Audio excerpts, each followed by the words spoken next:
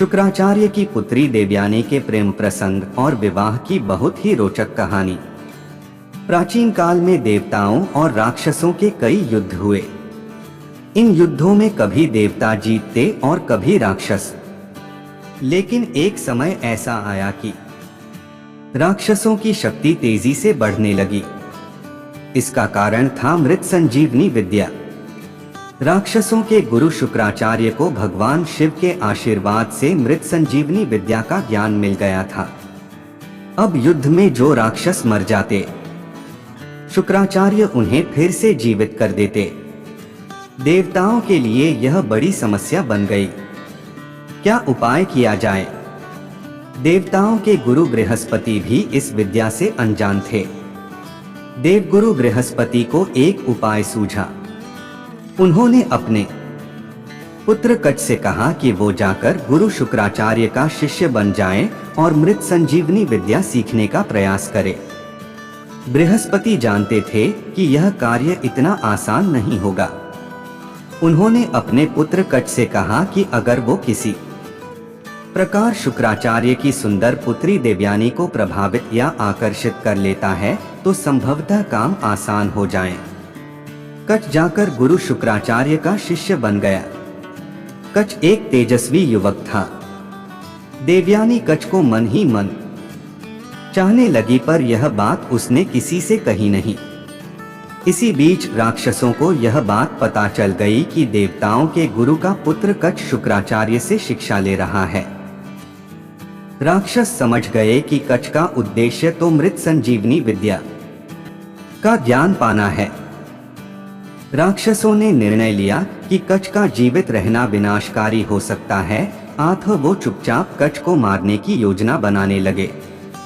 एक दिन राक्षसों ने कच को पकड़कर उसका वध कर दिया। देवयानी ने जब यह जाना तो उसने रो रो कर पिता से कच को पुनर्जीवित करने की याचना की। शुक्राचार्य देवयानी का कच के प्रति प्रेम समझ गए।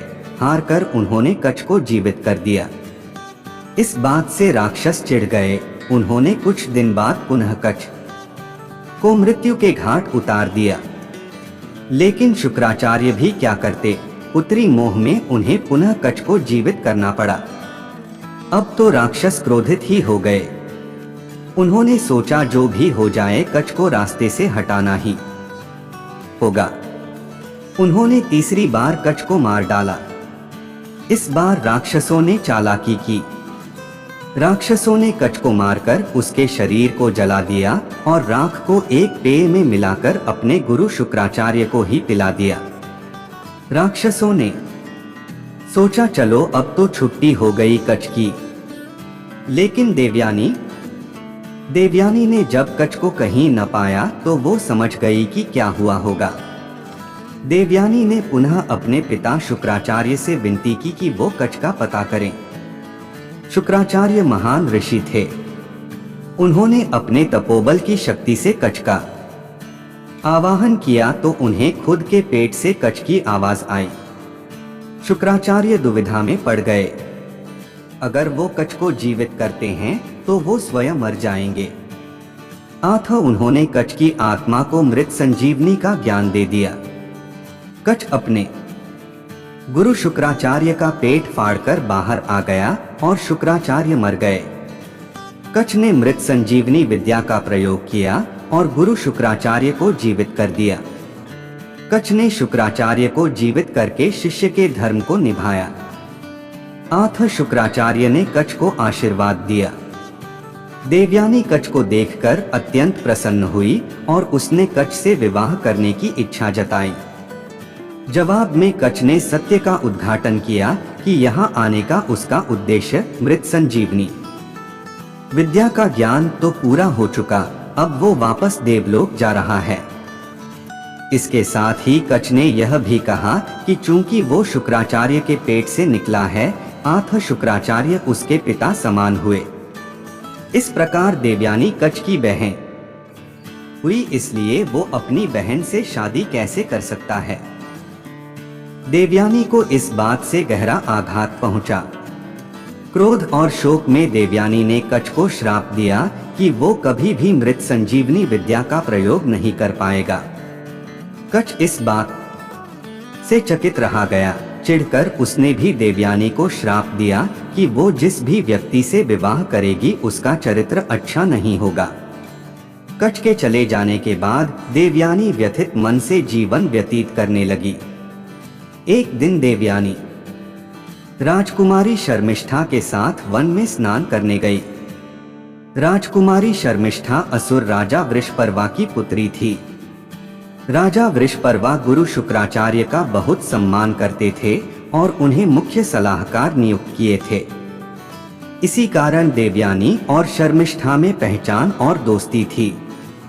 जब लड़कियां स्नान कर रही थीं, तो जोर ही हवा चली, जिससे नदी के बाहर रखे उनके सूखे कपड़े इधर उधर बिखरने लगे। जब देवयानी ने नदी से बाहर आकर कपड़े पहने, तो गलती से उसने शर्मिष्ठा के वस्त्र पहन लिए। हवा की वजह से सब कपड़े आपस में मिल गए थे। आठ देवयानी से यह भूल हो गई। शर्मिष्ठा ने जब यह देखा कि देवयानी ने उसके वस्त्र पहन लिए, तो उसने चिढ़कर कहा, राजकुमारी के कपड़े पहनने से तुम राजकुमारी नहीं बन जाओगी। तुम्हारे पिता मेरे पिता के सेवक ही हैं, तो तुम भी सेविका ही हो। देवयानी एक अति सुंदर युवती थी। राजकुमारी के वस्त्र पहनने से उसकी सुंदरता और भी बढ़ गई थी। शर्मिष्ठा भी रूपवती थी, पर उसे देवयानी से स्त्री स्वभाव वश जलन हुई। स्नान करके लौटते समय गुस्से और जलन से भरी शर्मिष्ठा ने देवयानी को एक सूखे कुएं में धकेल दिया और अपनी दसियों के साथ वापस नगर आ गई। कुआं बहुत गहरा नहीं था। आठ देवयानी बच तो गई, लेकिन वो उस कुएं से बाहर नहीं निकल पाई। गिरने से लगी चोट से कराहती देवयानी बचाव की गुहार लगने लगी।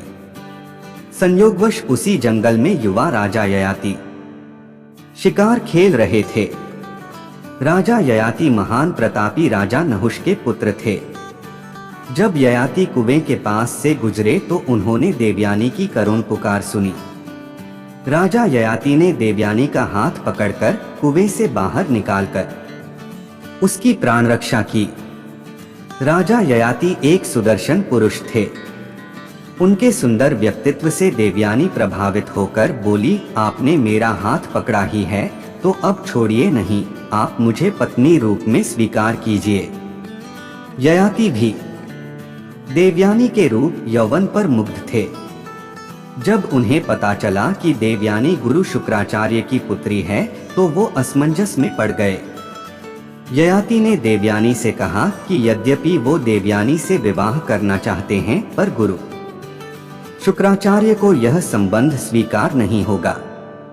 आठ मैं यह विवाह करने में असमर्थ हूँ। यह कहकर दुखी मन से राजा ययाति ने देवयानी से विदा ली। जीवन में पुनः दूसरी बार देवयानी का तिरस्कार हुआ। अपमान दुःख के सागर में डूबी देवयानी वही कुएं के पास बैठकर रोने लगी। उधर जब शाम ढले देवयानी जंगल से वापस नहीं आई, तो शुक्राचार्य को चिंता हुई। शुक्राचार्य देवयानी को खोजने निकल पड़े। वन में जब उन्हें देवयानी मिली, तो उसकी हालत देखकर उन्हें बहुत दुख हुआ। देवयानी के कपड़े गंदे, शरीर में चोट लगी और सुंदर मुख अश्रुओं में डूबा हुआ था। अपनी प्रिय पुत्री की यह दशा देखकर शुक्राचार्य बहुत दुखी हुए। उन्होंने देवयानी से पूछा कि उसकी इस दयनीय स्थिति के लिए कौन उत्तरदायी है। देवयानी ने राजकुमारी शर्मिष्ठा की बात बताई और कहा कि राजकुमारी ने मुझे एक सेवक की पुत्री कहा और मेरा अपमान किया। मैं यहाँ से तब तक नहीं हिलूंगी जब तक राजकुमारी शर्मिष्ठा मेरी दासी नहीं बन जाती। यह एक अवांछित इच्छा थी, पर गुरु शुक्राचार्य इस स्थिति में अपनी प्रिय पुत्री को न कैसे कहते। शुक्राचार्य ने राजा वृषपर्वा को दूत संदेश भेजा कि वो उनके राज्य में वापस ही नहीं लौटेंगे अगर देवयानी के इच्छानुसार राजकुमारी शर्मिष्ठा देवयानी की सेविका नहीं बनी तो। राजा वृषपर्वा यह बात जानते थे कि गुरु शुक्राचार्य के बिना असुरों का पतन निश्चित था। राजकुमारी शर्मिष्ठा भी यह बात जानती थी। अथ अपने वंश और राक्षस जाति के लिए उसने आखिरकार देवयानी की सेविका बनना स्वीकार कर लिया। दिन बीतने लगे। एक दिन देवयानी उसी वन में घूम रही थी कि पुनः उसकी मुलाकात राजा ययाति से हो गई। देवयानी और ययाति दोनों एक दूसरे को देखकर अत्यंत प्रसन्न हुए। इस बार देवयानी ययाति को अपने साथ लेकर पिता शुक्राचार्य के पास पहुंची और ययाति से विवाह करने की इच्छा व्यक्त की। गुरु शुक्राचार्य ने देवयानी की इच्छा स्वीकार की, पर उन्होंने ययाति के सामने शर्त रखी कि जीवन में कभी भी ययाति की वजह से देवयानी के आंख से एक भी अश्रु बहना नहीं चाहिए। ययाति ने यह शर्त सहर्ष मान ली। अथ देवयानी और ययाति का विवाह हो गया। देवयानी से विवाह के बाद राजा ययाति वापस अपने राज्य प्रतिष्ठानपुर आधुनिक इलाहाबाद शहर वापस लौट गए और आनंद पूर्वक जीवन व्यतीत करने लगे। देवयानी के साथ सेविका राजकुमारी शर्मिष्ठा भी आई थी। दासी होने के बावजूद चूंकि शर्मिष्ठा एक राजकुमारी थी, अथ उसे भी रहने के लिए एक अच्छा महल दे दिया गया था। एक दिन शर्मिष्ठा अपने उद्यान में घूम रही थी कि उसका सामना उधर से गुजरते राजा ययाति से हो गया। कच के श्राप का असर कहें या शर्मिष्ठा की सुंदरता या विधि का खेल, राजा ययाति शर्मिष्ठा की सुंदरता पर मोहित हो गए। शर्मिष्ठा भी ययाति की ओर आकर्षित थी। शर्मिष्ठा ने ययाति से विनती की कि वो उसकी भावनाओं का सम्मान करते हुए उससे विवाह कर ले। इच्छा तो ययाति की भी थी, पर वो यह जानते थे कि देवयानी को पता चला तो बहुत क्रोधित होगी। देवयानी को कष्ट हुआ तो गुरु शुक्राचार्य का रोष ययाति पर टूटेगा। शर्मिष्ठा ययाति से कहती है, राजधर्म के अनुसार यह बात जरा भी अनुचित नहीं कि एक राजा एक राजकुमारी से विवाह कर ले। अगर दोनों के मन में एक ही भाव हो तो हम दोनों के मन में एक ही भावना है, इसलिए हमें निःसंकोच विवाह कर लेना चाहिए। आखिरकार ययाति शर्मिष्ठा की बातों से निरुत्तर हो गए और दोनों ने गुपचुप गंधर्व विवाह कर लिया। कुछ दिन बाद देवयानी गर्भवती हुई और उसके 2 पुत्र हुए, यदु और तुर्वस्तु। उधर शर्मिष्ठा ने भी 3 पुत्रों को जन्म दिया, पुरु, अनु और द्रुह्यु। देवयानी को जब पता चला कि शर्मिष्ठा के पुत्रों के पिता ययाति हैं, तो उसने यह बात शुक्राचार्य से बताई। क्रोधित शुक्राचार्य ने राजा ययाति को श्राप दे दिया कि वो तुरंत ही एक वृद्ध पुरुष बन जाए। देवयानी ने जब देखा कि उसका युवा सुंदर पति अब एक कुरूप बूढ़ा व्यक्ति हो गया है, तो उसे कष्ट हुआ। देवयानी ने पिता शुक्राचार्य से विनती की कि वो अपना श्राप वापस ले लें। शुक्राचार्य बोले, मेरा श्राप तो वापस नहीं हो सकता। हाँ, अगर ययाति का कोई पुत्र अपनी इच्छा से अपना यौवन ययाति को दे दे तो ययाति फिर से युवा हो जाएगा। भोग में डूबे ययाति का मन यौवन के आनंद से भरा नहीं था। वो बड़े आत्मविश्वास से अपने बड़े पुत्र यदु के पास गया और यौवन देने की बात कही। यदु ने ययाति को मना कर दिया। इसी प्रकार तुर्वस्तु, अनु, द्रुह्यु ने भी ययाति के आग्रह को ठुकरा दिया। अंत में ययाति ने अपने सबसे छोटे पुत्र पुरु से याचना की। पुरु ने सहर्ष अपने पिता की बात मान ली और यौवन दे दिया।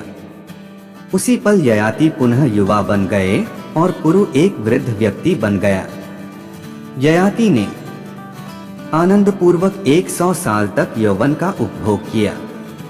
100 वर्ष पूरे होने के बाद भी ययाति ने जब अपने को असंतुष्ट पाया तो वह सोच में पड़ गया। उसे समझ आया कि इच्छाओं का कोई अंत नहीं है, लाख मन की कर लो मगर फिर कोई नई इच्छा पैदा हो जाती है। ऐसे कामनाओं के पीछे भागना व्यर्थ है। अथ ययाति ने अपने पुत्र पुरु के पास वापस जाकर उसे उसका यौवन वापस करने की सोची। जब पुरु को अपने पिता ययाति की इच्छा पता चली तो उसने कहा, अपने पिता के आज्ञा का पालन तो मेरा कर्तव्य था। आप अगर चाहें तो कुछ समय और आनंद भोग करें, मुझे कोई कष्ट नहीं है।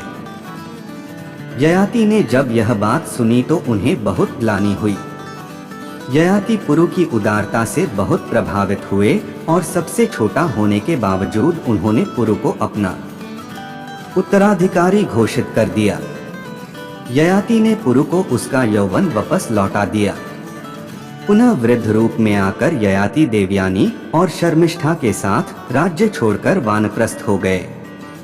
आगे चलकर राजा ययाति के 5 पुत्रों ने 5 महानतम वंश का निर्माण किया। राधे राधे। जय श्री कृष्णा मित्रों।